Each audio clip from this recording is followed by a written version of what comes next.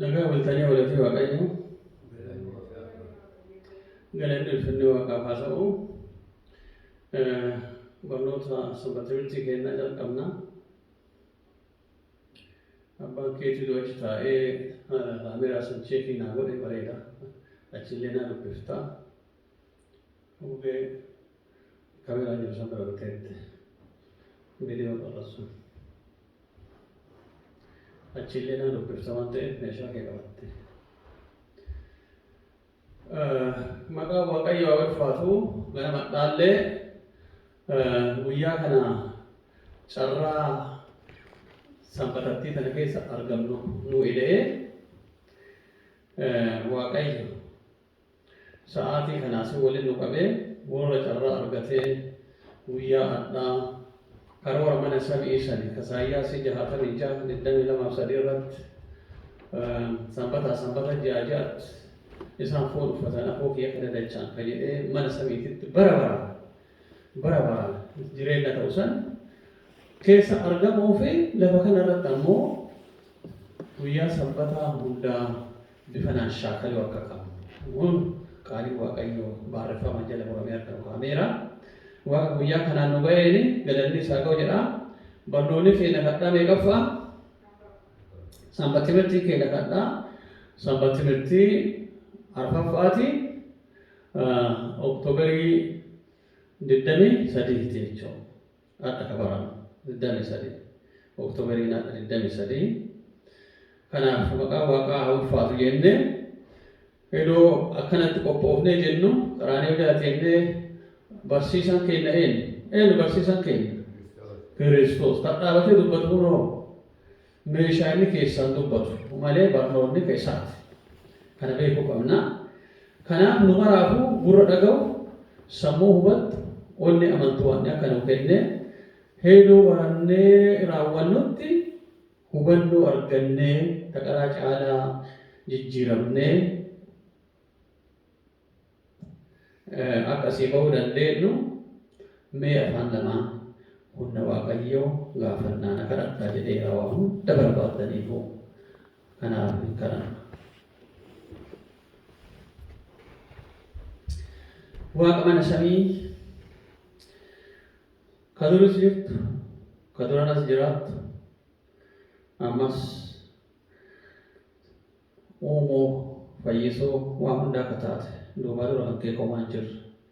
Fedha keessa dhiyaadhallee kunoo carraa guyyaa sanbatadhaa argannee asitti wal geennee karaanii hojjala teennee sirraa baratu dhufnee jirra. Gurra dhaga'u sammuu hubatu onni amantu tokko kennaa akka kennetu doosi kadhan akkasuma warra onlaayinii ilaalus warra ganaa carraa argatee viidiyoo kanneen illee darbatus isaan illee gooftaa mana samii hafuura keetiin sammuu onni isaanii tuquun isa ilaalan isa argan kana keessaan qaalii kan kee gadarbu sani sammuu hubattu onni amantu maraafuu akka kennitu doosi kadhan kana hundaa maqaa jaalatamaa ilmaan kee Yesuus Kiristoosiitiif jedhii kadhaa kennan nu dhaga'e jenna. Aamiin.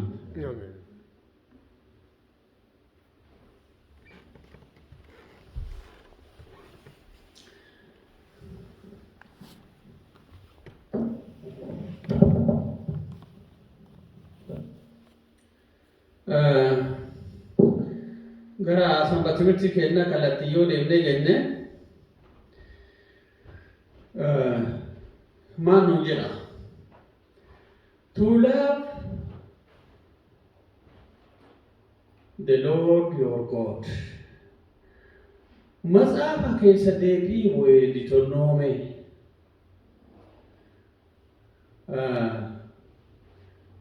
ka jiru kana keessa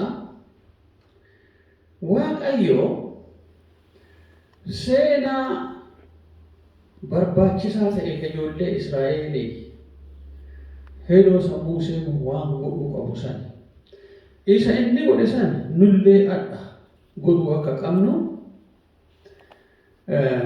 isa kana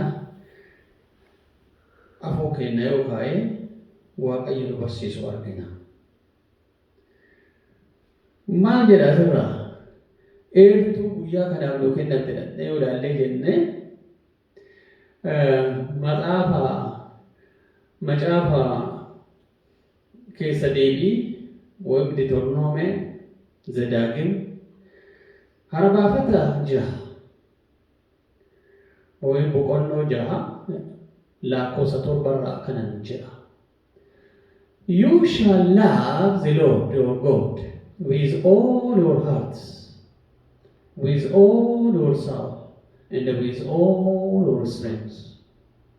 Mata dureedhaa keessatti eertuu guyyaa kanaa sanbata birtii kana keessa nuu kennamte keessa isa kana hedduu Ingiliffaan jedhu mee ka Oromiffaa keessaallee nu haa dubbisu nu dubbisne abbaan keetii nu dubbisa haa caqabnu.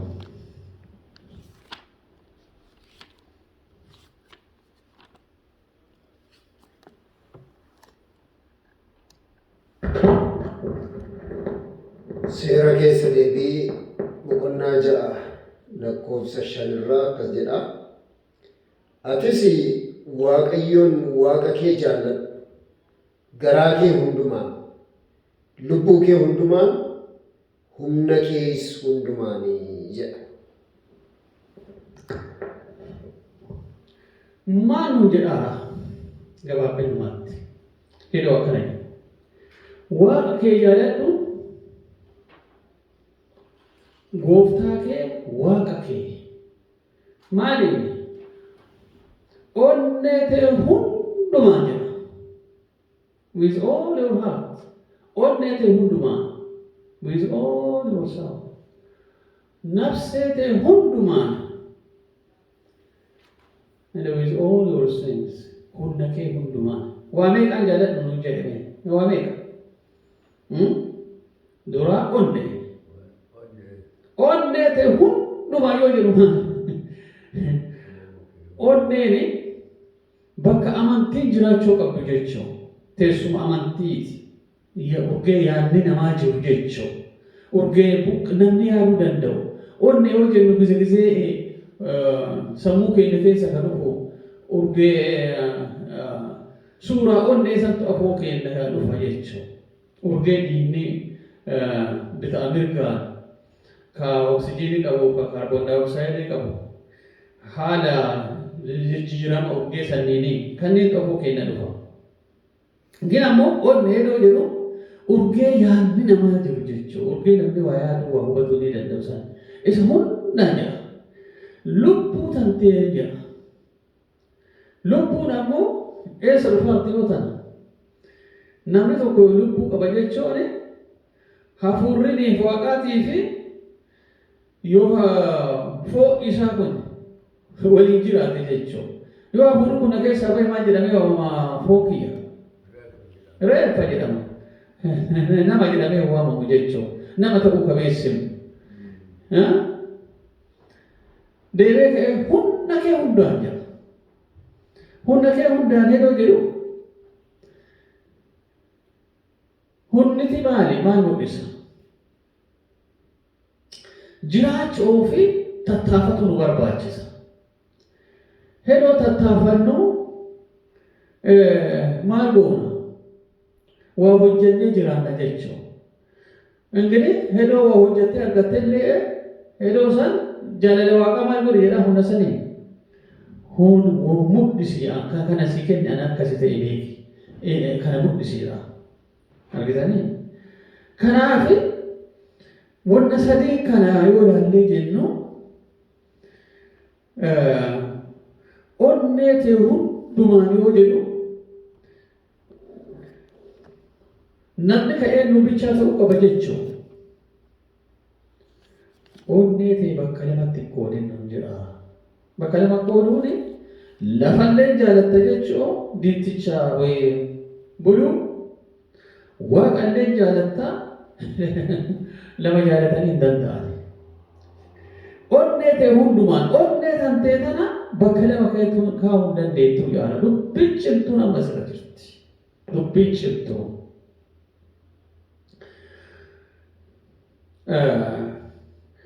Yeroo onnee ta'e waaqaa kenninu onneen tun urgee yaadni namaa ta'u.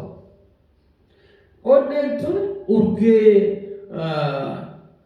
yaadni keenya waa hojjechuuf, waa karoorfachuuf, namaan haasa'uuf, waaqaan haasa'uuf, urgee wanni kun marti burqu jechuudha. Nama ta'uu isaatu garaagarummaan busaan adda nufoo urgee tana jechuudha. Urgee tana. Urgee yaadni jiru, urgee yaaduu dandeenyu, urgee waa hojjuu dandeenyu, urgee hedoo barannullee waan barannu kana baraa itti qabatuu dandeenyu jechuudha. Urgee waa wanti sun ni burqu, urgee yaadni keenya guddataa deemu jechuudha. Jireenyi keenya guyya guyyaan hubannoo keenya ossiqaa deemu jechuudha. Urgee yoo dogoggorallee hunyuu gara dogoggoraa saniin numa sanquu danda'u jechuudha. Urgee onnee kunii. Gara onnee isaa jiru namni garas jiraata jechuudha. Ka argitu qalbillee jedhan gizee jecha bakka bakkaati suni. Kanaaf haalli namni tokko jiru akka namni jiru akka namni akka kunni hooma maaltu murteessa? Urgee yaadni jiru akka murteessa jechuudha. Urgee yoo hima waa hubannu. Kana mataa maaliin jaaladhu jedhe? Kana mataa with all your soul nafsee keetiin jedhaa jireenya kee guutuu jechuudha. With all your strength humna kee. Ka humna keetiin gidi qabeenyi hundumtinuu jireenyi hundumtinuu kan hojjattee argattu marti wanti humna kan keetiin argattu marti qabeenyi kana hundaanuu waaqayyo jaalattee jettee kabiraatiin qooddu jechuudha. Kabiraatiin qooddu jechuudha. Inni kun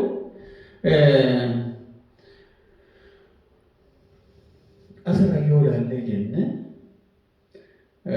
ijoollee Israa'elii Museen kana nama barsiise. Ijoolleen Israa'elii harka diintichaatii baatee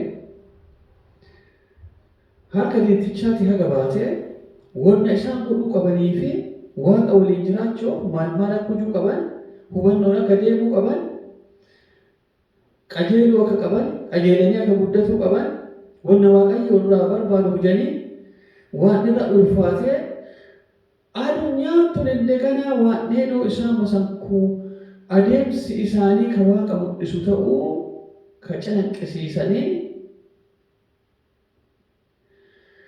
yoo hubannoo Museen barsiisu sanniin argatanii jiran.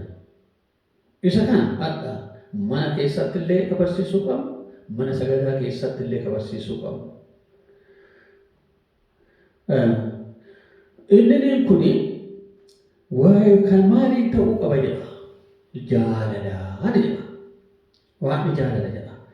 Jaalala jedhee ka'eet waaqa kan kee jaalatu jedha. Waaqa kan kee jaalatu maalii mul'ifta? Itti aansinee waaqa kee jaalatu jedha. Love the Lord. Waaqa kee jaalatu jedha. Maalii mul'ifta waaqa kee jaalachuu? Nama tokko jaalachuu maalii mul'iftaati? Nama yoo ka jaalatu taate maalii mul'ifta? Jaalala kan kee kana. Waan inni barbaadu yoo baay'ee nyaachiftee, yoo dheebatu uffisiiftee, yoo daandii baaftee, yoo si waame awwaattee, yoo si ergate ergamtee fi yoo yaaddullee maaliin isa gammachiisa jettee wanna jiru kana hunda waan si barbaachisu san isaa godhuun itti mul'ifta jechuudha. Waan ofiisattu san ergitee waan ofiisattu san namni tokko jiraata ta'u waan hunda isa barbaachisa. Wanta ammoo itti mul'iftu kun hoomaanu maal ta'uu qaba? Qolaasiyaasii 3:17 ilaalla. Ka yaaddu ta'ee ka huccuu maal ta'uu qaba jedha? Hoomaanu ulfina eenyuutiif? Ulfina waaqaatiif. Haa dubbattanii fi waan isin gaafa iddoo jedhiftanii jettanii anuma qaaxaa deema jechuudha. Kanallee barsiise. Waaqa jaalachuu maaliif mul'isu jedhee Museen itti barsiisu. Maaliif mul'iftu? Waaqa hoo jaalatte? Love your God, keep the commandment jedha. Kattaanuu fudhannee ilaallee jenna. Waaqa jaaladhu maal godhe jedha? Seera isaa eegi jedha. Ilmeen love, if you love the Lord, if you love me, keep my commandment jedha. Yoo na jaalatte maal godhe jedha? Seera eegi jedha. Akka maaliin jaaladhaan hin taate? Hin taatu. Okay. Waaqa jaalanna jennee takka haala adda addaa akka seera waaqaa cabsu akka fakkeenyaatti itti haa fudhannu. Maal fa'a? Yaada cabsuu dandeenya. Dhugaa sanbataa diiguu cabsuu dandeenya. Wanta Waaqayyo qaama irratti godhatinaa jedhee godhatuun gaddisiisuu dandeenya. Cabsuu dandeenya. Yoo jaalala dhabuu kennallee maaliin mul'ifna namatti? Jaalala dhabuu maaliin mul'ifna? Wanni lafa keessatti afaan hin qaabtaa? Gaafii yoo isin gaafadhe deebisaa. Akka wayii quuqquu baaftanii ta'ee jaalala maaliin mul'ifna? Namni ka'ee dubbatu jiru jaalala maaliin mul'ifna? Nama tokkotti mee? Achi waaqadhanna. Nama san barbaadu waan hin qabne kennuu fi kan dhibame gaafachuu, kan hidhame gaafachuu, kan haadha uwwisuu, gargaaru waan qabanii hundaan. Nama tokko maaliin mul'ifna jedhee biyaan gabaabduu isin gaafadhe. Nama tokko maaliin mul'ifna jaalala? Nama tokko jaalala mee akkamiin itti mul'ifna mee? Mee nama san jaalachuu maaliin itti mul'ifna? Nu waan awwaatu akkatti jechuudha dhanna. Nu ergatu dhaqu waan nu baafate san godhu. Beela yoo jedhee gaafatee nyaachisu. Nagaa yoo na gaafate akka inni nagaa sanii bareechisee gaafachuu. Fuula bishaa yoo narraa suqaa jiraatu fuula bishaa isa itti mul'isu. Maal fa'aa mul'ifna yoo jenne waan meeqa dhaqqabuu dandeenya. Okay. Asirratti wanti nuyi beeknu nurra jiru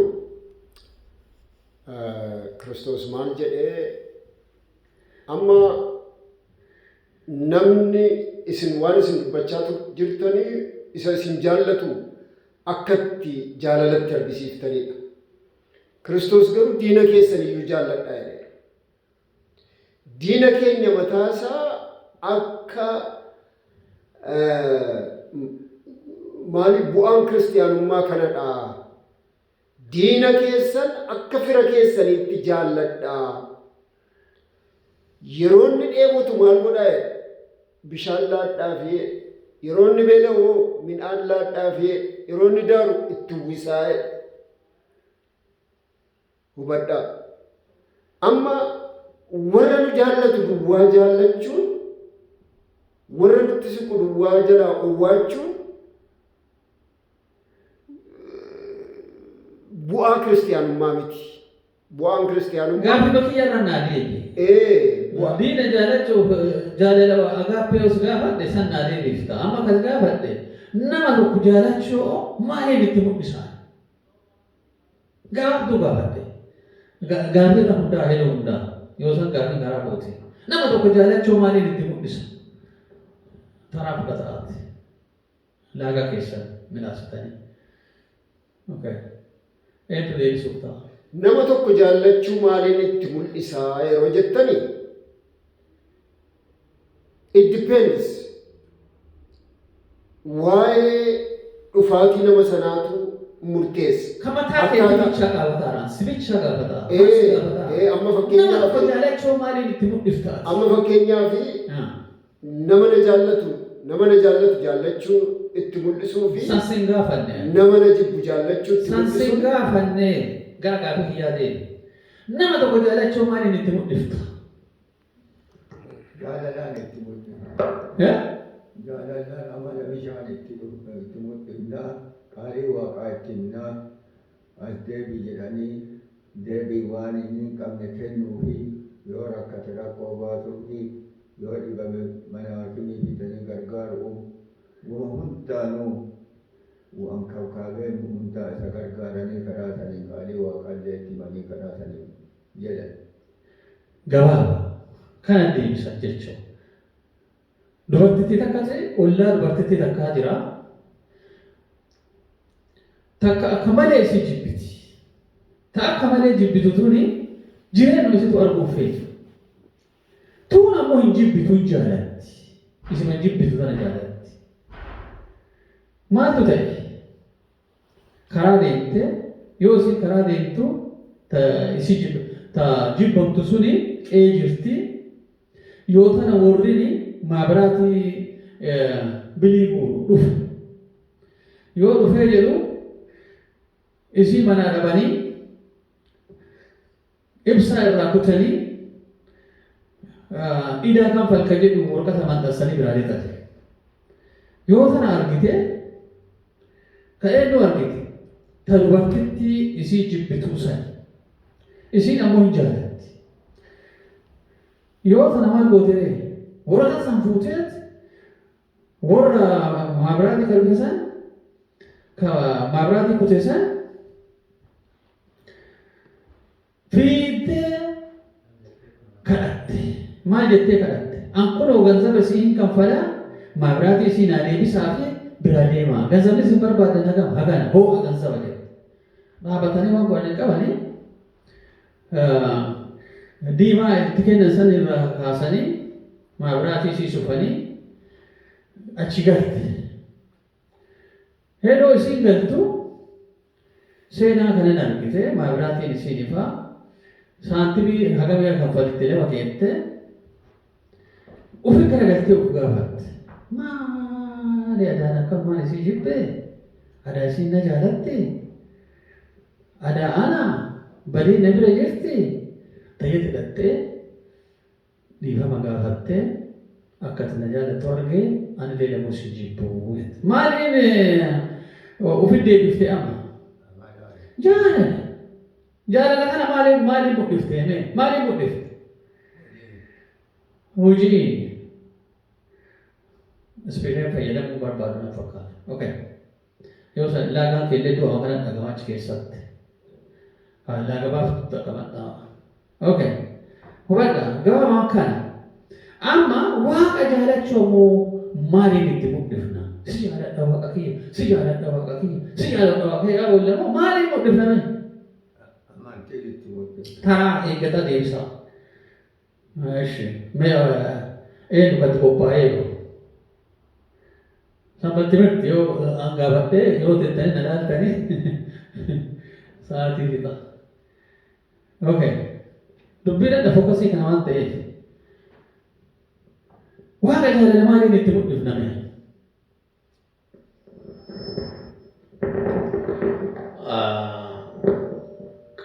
I think Kiristoos mataan isaatu dubbateera.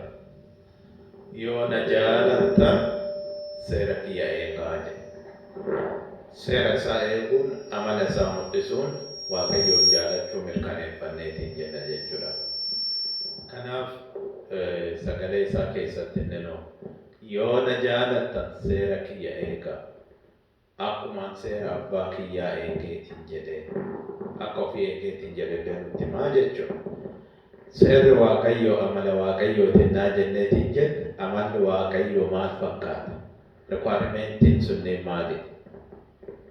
Namoota akka mataa keenyaatti jaalachuu. Akka inni deebi'etti deddeebuu isaan hojii mul'ifneetiin jenna afaaniin kophaa si jaalala jechuun hin taane. Seera isaa eeguun Waaqayyoon jaalachuu mirkaneeffanneetiin jenna. Amma seera isaa yeroo eenyu kana mee keessa gadaa deemnu yoo seera isaa eenna jennu maaltu afoo keenya mul'atu qaba? Kallattiin deebisaa akka haala baarreeffameen maaliif afoo keenya mul'atu qabu? Yoo seera waaqaa jennu seera waaqaa jaalalaa yoo na jaalatte seera kiyya eegi jedheera. Seerri isaa kan fa'a.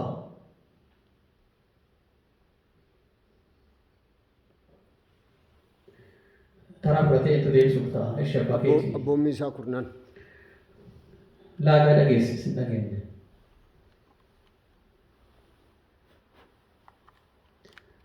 Laagaa baaftuu qajeelchiif olii eenyu.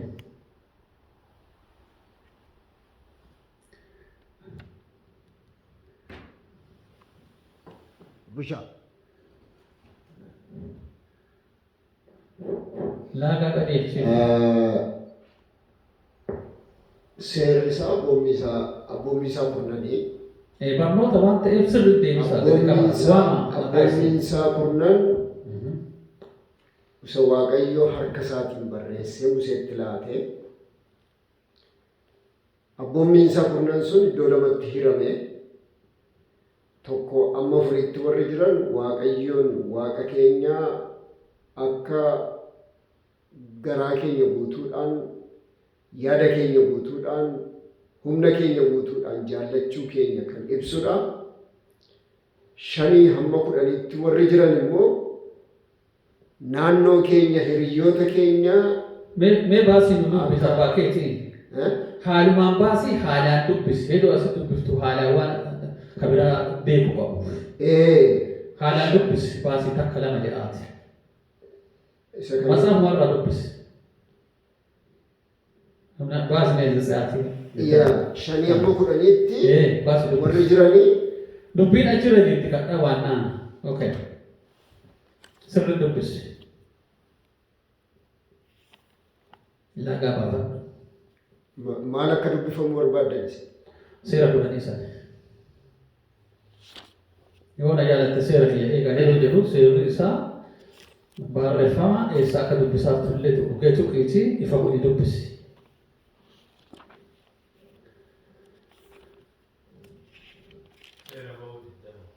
Seera ba'uu 20 maarree. Seera boqonnaa 20 lakkoofsa 3 kaasee isa jirudha.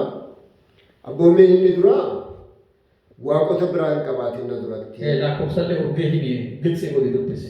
20 lakkoofsa 3 irraa. Lakkoofsa 4 irra inni jiru immoo abboommii isa lammaffaadha. Bifa fakkeenyaa gonkumaa godhatin na duratti kan jedhudha. Tarree maal dubbisi? Lakkoofsi abboommiin inni sadaffaani maqaa Waaqayyoo Waaqa keetii akkasumaan hin dhayinii Waaqayyo maqaa isaa akkasumaan kan dha'utu hin jilchiin qajeeluma dubbisi. Qajeelumaan hin dubbisaa jira. Keessa seetii Ibsuu jedha. jalqabe takka jalqabe. Abboommiin inni arfaffaani 8 hamma 11tti kan jiru guyyaa sanbataa yaadisa qulqulleessuudhaa fi guyyaa 6 hojii jiruu keessa hundumaa godhii guyyaan 7ffaan garuu sanbata Waaqayyo Waaqa keetii isatti hojii hundumaa hin godhin hin hojjetinii. Ati ilmi kee, intalli kee, hojjetaan kee, hojjettuun kee, horiin kee, kellaa kee keessa kan jiru ormi Waaqayyo guyyaa 6tti samii fi ardii kana lafa galaana waan isaan keessa jiru hundumaa uumeera. Guyyaa 7ffaattis boqotee. Kanaafis Waaqayyo guyyaa sanbataa eebbisee qulqulleessee jedha. Inni kun 1 hamma 4tti warri jiran Waaqayyoon Waaqa kee yoo jaallatte kan gootudha. Waaqayyoon jaalala Waaqayyoo kan ittiin ibsinudha. Inni jaalala namaattiin ibsinu immoo lakkoofsa 12 irra inni jiru abboommi isa 5ffaa abbaa kee haadha kee kabajii barri kee haa dheeratuu fi kan jedhu yeroo ta'u inni 6ffaan hin ajjeesin, inni 7ffaan hin ejjin, inni 8ffaan hin hatin, inni 9ffaan hiriyyaa kee irratti sobaan dhugaan ba'in. Inni 10ffaan mana hiriyyaa keetii hin kajeelinii. Kan jedhu. Haalaan dhumee amma. Dubbiin addaa barnoonni keenya kan irratti xiyyeeffate Waaqa jaalachoo maaliif godhimnaree?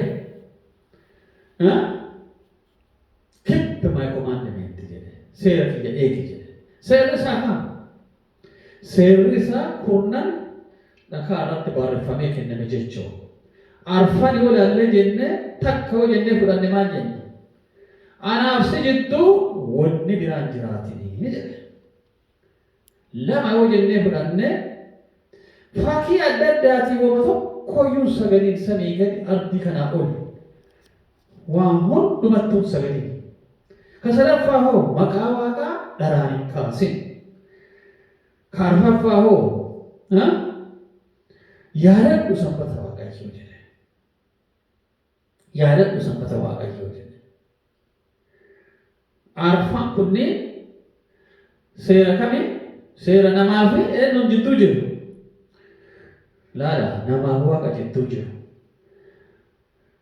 Kan namaa hoo? Abbaa haadha kan keetii maal godhi? Shanaffaa maal godhi? Kabaji. Abbaa haadha kan keetii ajaja. Isaanii abbuu. Kan ta'an hoo? Eenyutu dubbisa? Eenyu waan jedhe daftanii dubbisu wayii harka baaftanii. Kan ta'an hoo? Haadhaaf abbaa keetii. Kam inni? Hin ajjeesi. Hin ajjeesi. Meeqaffa inni? Jahaffa. Torbaffaan hoo? Hin ejjin. Hin seebarin, hin ejjin. Okay. Hin seebarin. Okay. Saddeetaffaan hoo? Hin hatin. Hin hatin. Salgaffaan hoo? Hiriyyaa kee irratti sobaan dhugaan bahe. Sobaanii hin masakkarin. Hiriyyaa kee irra. Kudhanaffaan hoo? Mana hiriyyaa keetiin kajeelin. Hin hinaafin. Hin hawwin. Hawwii cubbuutii fi hawwii bareedaa jira. Hawwiin bareedaa nama Waaqaa ta'u. Abboomiin Waaqayyoo kana yoo ta'u achi keessaa fakkeenyaaf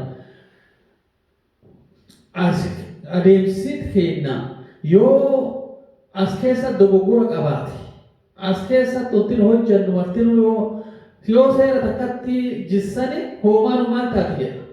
Hoomaan maal taati? Hinjiga jedha. Seera takkatti jissine seera Waaqayyoo eegara jennee hin dandeenyu.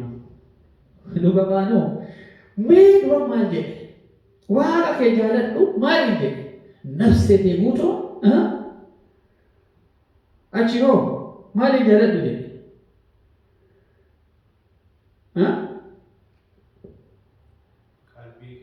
Qalbii kee guutuu duratti qalbii kee guutuu ittaansee ittaansee maal jedhe? Nafsee kee guutuu ittaansee humna kee waan sadii kana ilaalame akka dubbiin jattuun ta'u hubatuu qabnu as jaalala Waaqaa mul'ise. Okay. Jaalala Waaqa kee yoo na jaalatte seera kiyya eegi yoo jedhu karaa hooma keessa jira jechuudha. Okay. Seera Waaqaa keessaa takkatti yoo jette hoomni maal taati? Namni deebiftaan laagaa baafataa deebisaa. Jiru wasiibuu dide hin dhagahamu. Lamuu laagaa dadhabaa santu onnaa keessatti rikoodii ta'a. Sanii keessatti ta'u gaaraa. Okay. Gaafii isii kenna. Kitaaba Yaaqoobii boqonnaa 2:10 keessatti namni seera Waaqayyoo tokkicha cabseetiin jedhe maraa cabsee jira. Naaname yoo takkatti cabsee hoomaa cabseera. Asirraa kiristaana ta'uu kennaa giggichaan kan giggichaa nu ilaalu jechuudha. Cina'aanii eedduu seera Waaqaa fakkaannee garii eellee garii takkatti maa yoo dhiifnee jennee hoomaan akkuma jigeetiin laakkama jechuudha. Kanaaf Waaqa kee jaaladhu yoo na jaalatte seera kiyya eegee jedhu kana hunda lafa kaa'eera. Dubbii salphaa miti urgeen kuni. Deebee ka'ee ittidha. Waaqa kee jaaladhu jedhe. Waaqa kee sodaadhu jedhe. Maal jechuun Musee maal itti sodaadhu tun maal isiin? Waaqa kee sodaadhu jedhe. Jaalala bicha miti sodaadhu jedhe. Eenyu deebisa?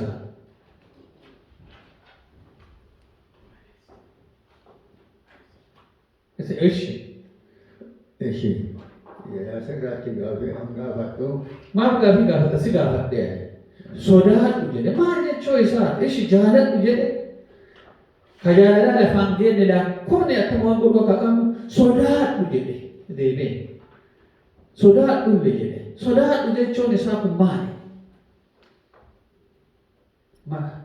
balbala isinii kennee mana sodaadhu jedhe deebi'ellee waaqa kee jaaladhullee sodaadhullee jedhe sodaadhu maa jaree ka jaalatanii sodaatanii maal jechuu isaati.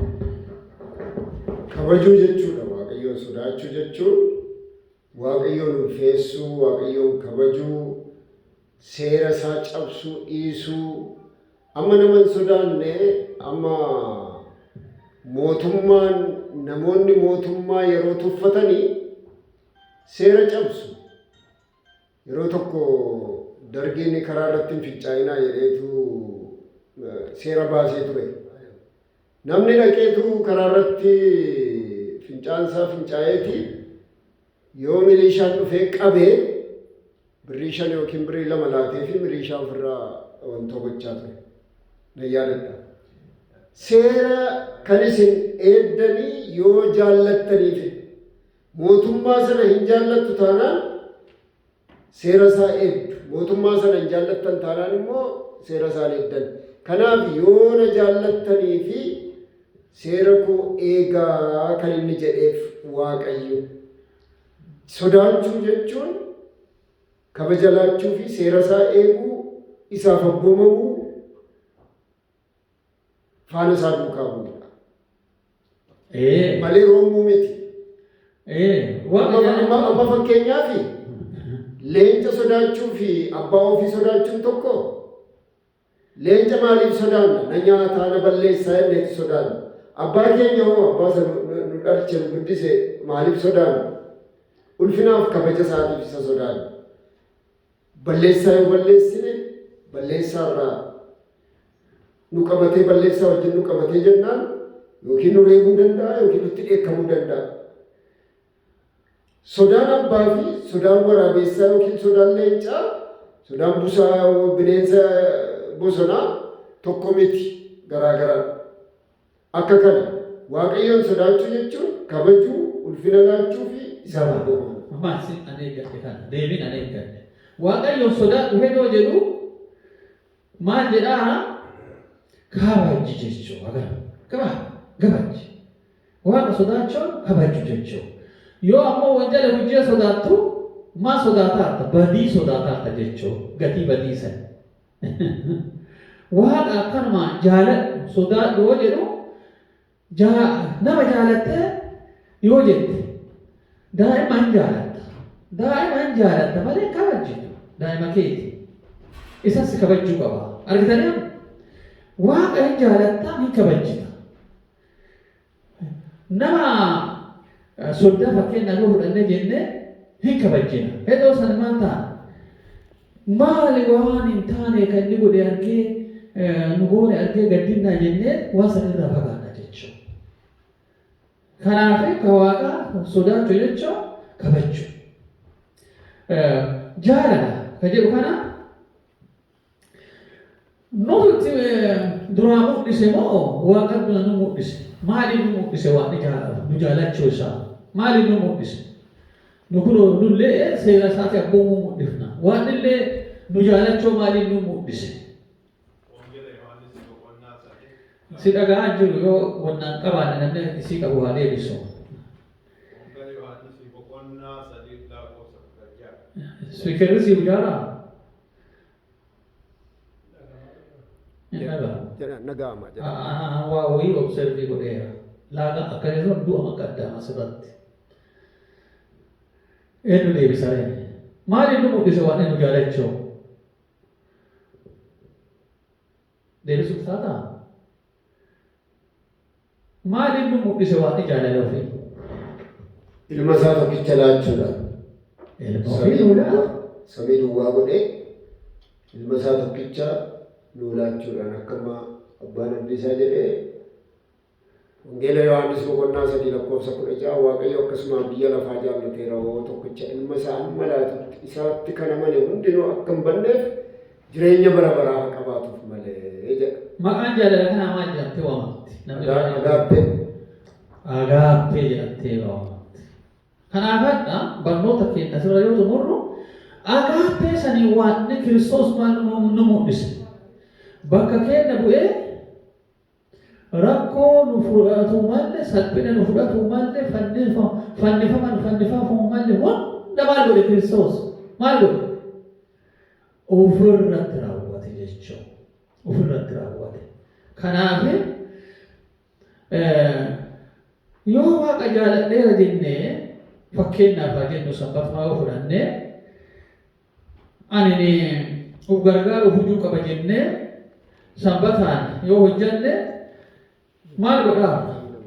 Waaqa jaalataan nama jibbaa jirra.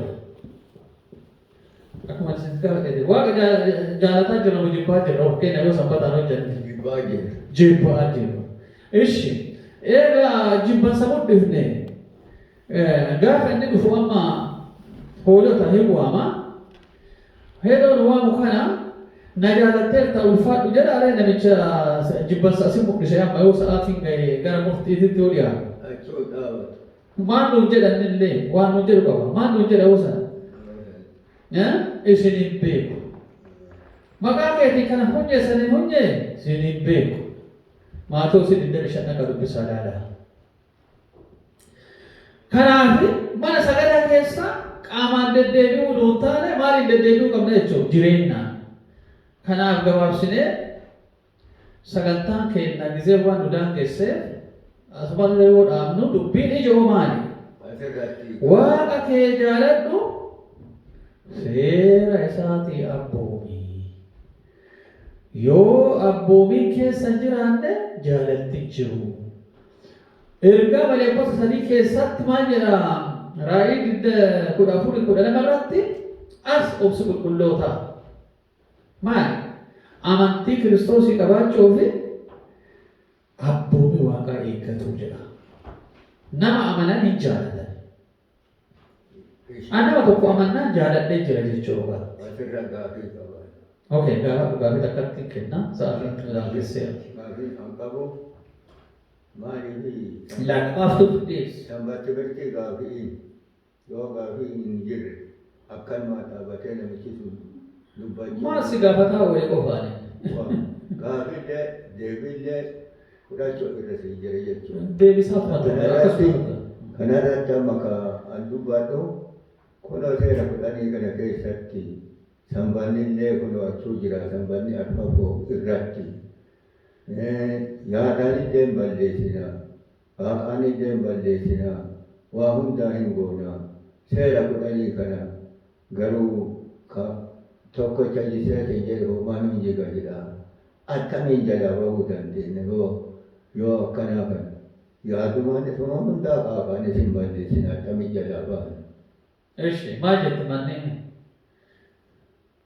Eetu deebisaa? Moo naatu deebisa?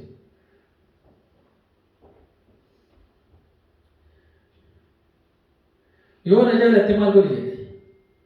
Si gaafataa argaa. Maal godhi yoo na jaalatte? Maal seenaa deebisan hin beeku. Seera kiyya eegi jedhe. Attamitti eeguu dandeenya? Waan wayii hin balleessinaa akka jedhu. Eega na jaalatte eegi jedhe eegu. Yoo eeguu san balleessitee jiraatte aagii galu. Aagii galtee lammataa maal godhuu qabdu? Balleessuu sanitti dhiisuu qabda, isa shaakaluu qabda. Kanaaf qulqullummaa bahii shaakalanii. Qulqullummaa shaakaluu qabda jechuudha. Shaakalti jechuun yoo amma balleessite aagii galaa deemte jechuudha. Lamuutti hin deemtu ka balleessite sana, ka biraa dogoggoruu dandeetta. Kanaaf sa'aatiin keenya waan nu daangessuuf asuma irratti yoo ta'eeti jedhe balleessaa fa'aa waan ana nuudhiis balleessaa fa'aa waan ana nuudhiis yoo jedhaatiin jedhani waan namaa dhiisu. Ka balleessan sani irra hin deebi'an biraa deebi'an. Karaa kanaanii seerri kudhanii kun kan waan dhibu kenneetiin jedhe gudda malee xiqqaame.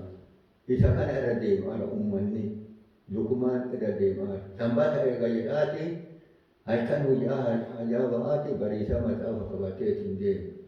Karaa kanaanii jalaa eenyullee bahee hin danda'u. Karaa kana balleessaa fa'aa waan ana nuudhiis waan ana nuudhiisiin nama hin baasu. Yaa dhugaa wanti akkasiin jiru.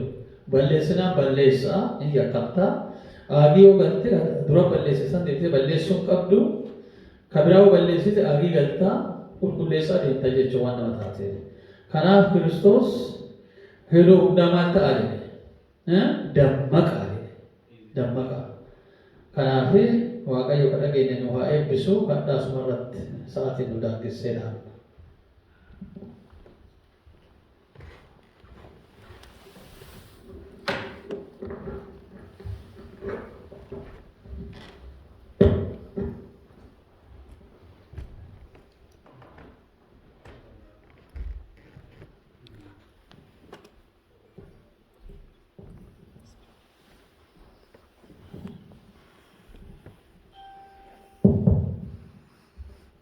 Obboleessi keenya akka gaarii nu barsiise maal jenna?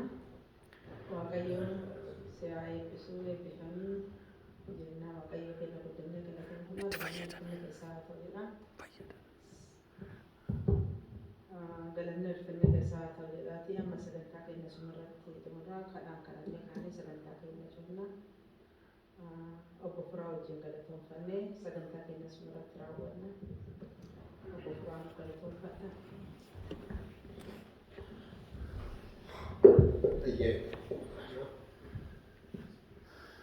Si galateeffanna Waaqa qulqulluu, si ulfeeffanna mootii jaalalaa, abbaa gaarummaadhaan guddaa, tolli kee faraarri kee daangaa kan hin qabne, mootii qulqulluu waan nu barsiifteef, waan nutti dubbatteef, ergaa mana saniitiin waan nu qunnamteef, ergamoota keetiin gidduu keenyatti waan argamteef galanni ulfinni teessoo kee irratti siif baay'atu abbaa.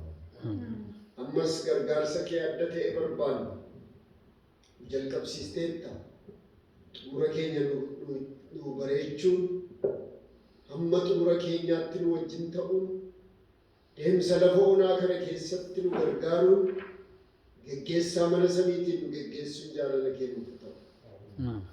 Hammina, dhibee rakkina, gidiraa salphina, kufaatii badiisa fidee naannoo keenya marsee nu balleessuudhaaf, sitti gargar nu baasuudhaaf, jireenya keenya mancaasuudhaaf, naannoo keenya buufatee kan jiru humna diinaa, humna seexanaa, humna hafuurota xuraa'aa, maqaa ilma kee tokkicha Kiristoos mootiitiin nurraa fageessitee hamaa hundumaa gara gaariitti nu jijjiiruun jaalala kee nuuf haa ta'u. Akkuma